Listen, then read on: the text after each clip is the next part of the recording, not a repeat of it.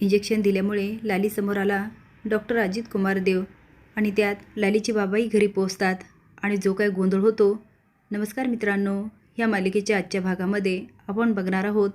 Devisingh लालीला injection देतो आणि ती शांत होते. तो आता तिला बेडखाली ढकलतो आणि दार उघडतो तर दारामध्ये सुधाकर. आता त्याला बघून देवीसिंगच्या पायाखालची जमीनच सरकते. सुधाकर विचारतो, कसला आवाज होता? तो जरासा गोंधळतो आणि म्हणतो, दादा मी नाही म्हटलं का, घुस नाही तर उंदीर असेल, तसंच काहीतरी झालं. अरे मी शोधण्याचा खूप प्रयत्न केला पण मला काहीच दिसलं नाही. सुधाकर म्हणतो, नक्की ना, खरं बोलतोय ना? तो म्हणतो, हो दादा मी खरंच बोलतो, खोटं का बोलेल.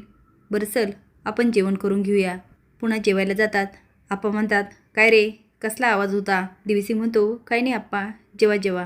पण आजी काही शांत बसत नाही आणि म्हणते, अरे बघा बघा, घरामध्ये मुडदा पाडला की काय? ह्या मुडद्याचं काय सांगता येत नाही, एखाद्याचा खून करल आणि इथंच लपून ठेवल. फुला म्हणते, झालं यांचं सुरू. अहो तुम्ही तरी का नाही सांगते? आजी म्हणते, मी कोणाचं ऐकणाऱ्यातली नाही. आप्पा म्हणतात, ते म्हातारे गप की, जेव गुमान. देवीसिंग रूममध्ये येतो आणि खाली बसतो. बेडखाली डोकत म्हणतो, लालीजी लालीजी, किती तुम्ही हट्टी आणि तुमच्या हट्टापायी स्वतःची काय अवस्था करून घेतली आहे. सांगून दिले असते पैसे कुठे, तरी ही हालतच नसती झाली. बरं चला आता, तुमच्याबरोबर झटून झटून लई दमलो आहे. आता मस्त जेवण झालं, झोपतो आता, गुड नाईट. सकाळी उठतो आणि पुन्हा लालीला बघतो तर लाली अजूनही शांत असते. आता रूममध्ये कोणीही येऊ नये म्हणून तो आईला सांगतो, आई माझी रूम झाडायची गरज नाही आणि पुसायची गरज नाही. फुला म्हणते, का रे गोपाळ? तो अगं लालीजी नाही ना आणि सांगून गेल्यात मला की आईला मदत करा, त्यांना जास्त त्रास देऊ नका, म्हणून मी सकाळी उठलं आणि सगळं चकाचक केलं. रंजी म्हणते, बाई ग, बायकोचा गुलामच झालाय. बघितलं का फुलाताई, मी काय म्हणत होते, तुझं पोरगं बायकोचा बैल झालाय. देवीसिंग तिला इग्नोर करतो आणि म्हणतो, आई आता मी दुकानात जातो. तो दुकानात जातो आणि विचार करत असतो, पैसे कुठे ठेवले असतील. तेवढ्यात जामकर येतात आणि विचारतात, लाली कुठे, तुमची बायको? इकडे लालीची आई म्हणते, अहो लाली कशी नाही आली, 2 दिवस झाले. मला तर म्हणली होती मी उद्या येते. लालीचे बाबा म्हणतात, अगं काहीतरी काम निघालं असेल. ती म्हणती, नाही हो, ह्या पोरीची मला भीतीच वाटते. माझं मन सांगते नक्कीच काहीतरी घडलं, तुम्ही बघून येता का? आता लालीचे बाबा वाड्यावर पोचतात. आपा म्हणतात, या या, कसं येणं केलं आणि बरं आहे का लालीच्या आईचं? लालीचे बाबा म्हणतात, होय आता बरं वाटतंय. आप्पा आवाज देतात, फुला पाणी आण, पाहुणे आलेत. आता रंजी फुला सगळेच बाहेर येतात. फुला म्हणते, अगं बाई लालीचे वडील आलेत काय? बरं कशी तब्येत लालीच्या आईची?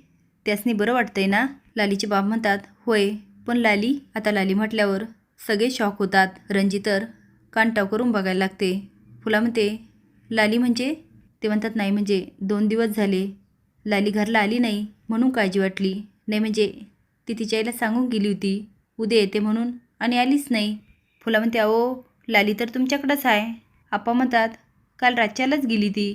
देवीसिंग जामकरला सांगतो, अहो त्या माहेरी गेल्या त्यांच्या आईची देखभाल करायला. जेव्हा आप्पा सांगतात, लाली रातच्यालाच गेली, तिचे बाबा उठतात आणि हात करून म्हणतात, ओ तुम्हाला काही याड लागले काय? लाली जर माझ्या घरी असती तर मी चौकशी करायला इथं आलो असतो का? आता मात्र आप्पांची बोलती बंद होते. तिचे बाबा फुलाबाई आणि रंजीकडे बघायला लागतात. रंजी म्हणते, बाई ग, कुणासोबत पळून बिळून गेली की काय? लालीचे बाबा म्हणतात, ओ डोकं फिरले काय? ती कशाला कुणासोबत पळून जाईल? तुम्ही तिचं काही केलं तर नाही ना? आप्पा म्हणतात, ओ उचलली जीभ आणि लावली टाळ्याला. आम्ही कशाला काय करू? ती तर आम्हाला विचारून पण गेली नाही. रात्री जेवताना विचारलं तर गोपाळनी सांगितलं काहीतरी म्हणे तिच्या आईला डिस्चार्ज दिला आणि तिची सेवा करायला लाली गेली. तिचे बाबा म्हणतात, अहो लाली घरी आलीच नाही. आता मात्र सगळ्यांच्या पायाखालची जमीनच सरकते. फुलाबाई तर रडायलाच लागते. आजी म्हणते, मी सांगते ना, नक्की त्या भामट्यानीच काहीतरी केलं असणार. जामकर देवीसिंगला म्हणतो, अच्छा म्हणजे तुमची बायको माहेरी गेली, तर चला आपण चेक करूया.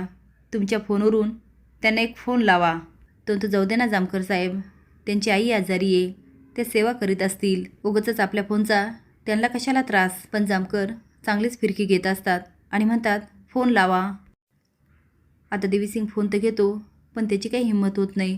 तो मनात म्हणतो, लालीचा फोन रूममध्येच आहे, मी फोन लावला आणि तो वाजला तर सगळ्यांना नक्कीच संशय येणार की लाली रूममध्ये. तो आता विचार करत असतो, जामकर पुन्हा म्हणतात, लावताय ना फोन?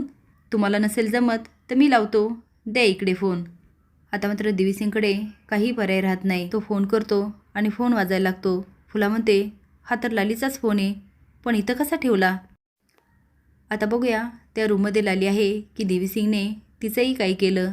असे नवीन अपडेट जाण्यासाठी लाईक आणि सबस्क्राईब करा. धन्यवाद.